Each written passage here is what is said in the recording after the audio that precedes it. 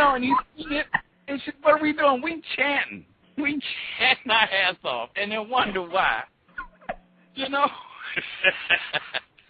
I'm not doing that. I mean, I make part of my living from playing music on the radio, but it's a real thing. We grew up with this. We've grown up with it. And then when you take that and you look at the young people today, what their songs say? Kick that bitch in the ass. You know what I'm saying? I fucked her ass up and shit. What's that boy's name? Got that song, and I found out what the song was really about. Superman that hoe. Yeah, I mean, shoot off on her. You know what that is? Yeah. He's talking about ejaculating on her back while she sleeps, and then sticking the sheet to her, so that when she wakes up, the sheet is stuck to her back. Superman that hoe. Yeah. And they have young people, old people all over the country just dancing and singing to that song. I didn't know what it meant. Most people still don't. They still don't know what he's singing. But you see how that shit works. Although, we had our time with the Temptations and Supremes and Folk Tops and all of that. There were some songs that if we go back and look at the lyrics, we say, why was I ever singing this? Because when we sang it, it became a chant and it became an instruction to our subconscious. Yeah. So we want to rewrite all that stuff. We want to rewrite good songs. We want to write and sing songs. If you're going to sing a song to your about your significant other, make it a positive one. Don't be ashamed. If you're gonna listen to some music, get you some music without lyrics. And then think positive thoughts. When the ugly thoughts, the worry thoughts come, kick them out. Let me see if we have anybody that wants to make a comment or something while we're still on here. Hey, 718, you still listening? Do you have a question or comment about the show? Yeah, I am still listening. This is some wonderful, wonderful information that you and Brother Old Soul, I'm just like mesmerized right now. I feel like this is truly a blessing. You're up there in New York, aren't you? Huh? You sound like you're in New York. Yeah, I am in New York. Yeah? I'm in the Bronx. Yeah, I'm from the Bronx. Okay. Mm-hmm, the boogie down. Well, the boogie up. I'm changing that to the boogie up. Right. That's right. That's it. But, yeah, this is some wonderful information, and I really don't have any questions. I'm just sitting here like, wow, a lot of information that you shared, both of you, is just very enlightening and raising the consciousness about our sexuality, and feeling comfortable with it, and just learning that it's power in our sex, and we, you hear that in the conscious community here, but we don't know the, scientific aspects and find the principles to it, and it's cosmic love making, so yeah. I'm really feeling this, and I'll be listening more often to a lot of this vagina and penis power talk, because this is what we need.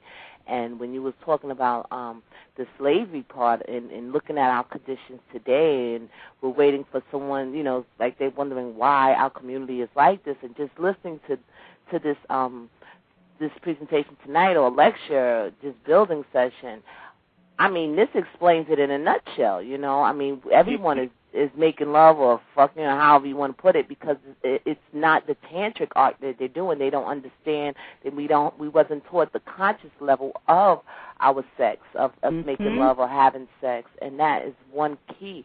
And I was studying, doing some research through the slavery thing, how they used our, art of lovemaking as just, like basically made it to nothing, and lowered it to its lowest level. Mm-hmm. And where we have it today is projected in this three-dimensional realm in a beast-like manner, Yes. and we're seeing this, and then we're mad at the children. Our elders are mad at us, and we're mad at them, and and this is actually the missing link to why we are going through what we're going through today. Yes. So, I really want to thank you for that. I appreciate you, and please just, when you feel like it, when you can, spread the word up there in New York. Let them know who I am, what I do. We have the lectures. I sure will. And let me know what else you want to hear. Let me know. Send me your questions, your comments, your ideas, anything else you want me to hear. Want me to break it down? I'll do the show for you. Okay, great. Thank you. And actually, I'm in the room. My name is Essence in the room. So. Oh, Essence. Yes, I remember. Thank you. Yes. So I definitely will be connecting with you because I have some questions, you know, that I would like to discuss with you, you know, because you seem like you know so much about this. So I definitely would like to speak more with you on that. Oh, you want to ask her something also? In essence, I just want to remind her as well as others that one of the nice things about Blog Talk is that you can send a link to people in an email, and they can hear these programs. Yeah. Yeah, because that's what people do quite a bit, and it's really nice.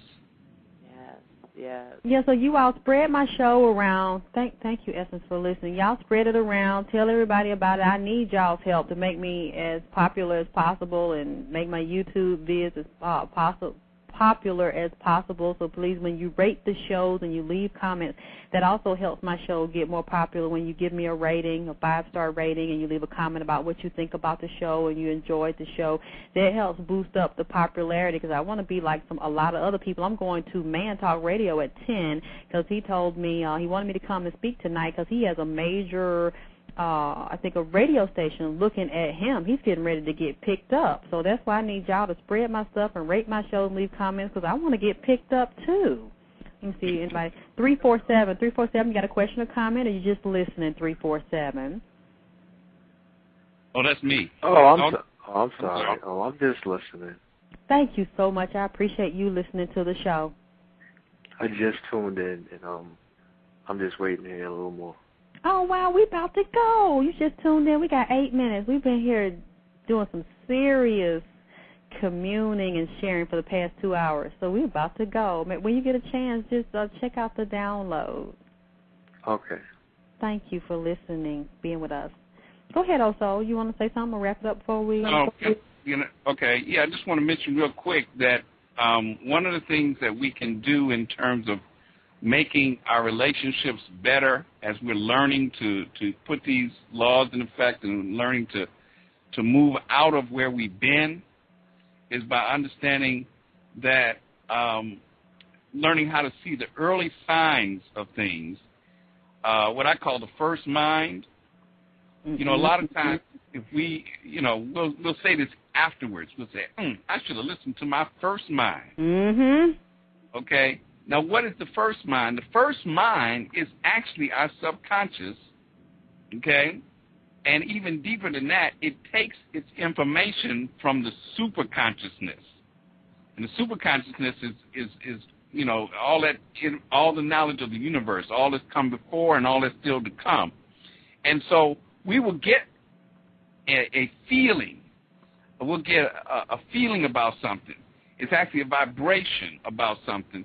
And we won't follow it because it comes so quick, and we've been taught to not be open to that. But every time, and I guarantee there's folks out there right now saying, you know, that's right. Every time when we look back and we say, I should have followed my first mind, well, we have to train ourselves to capture.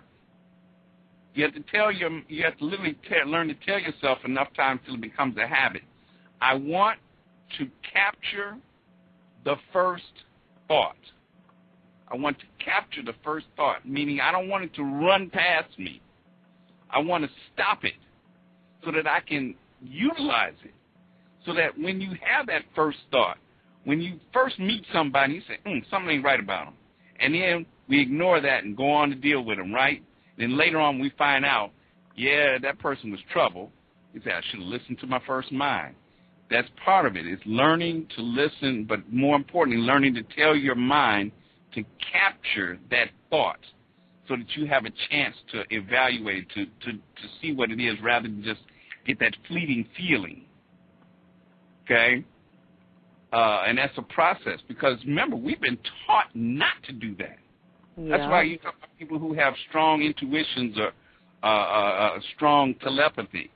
It's because they can capture and hold that thought, that first mind thought. You see, and they're not afraid of it. So we have to stop being afraid of it. That's coming to us from the ethos, from the superconsciousness. That's a guide, and it can save us a lot of trouble.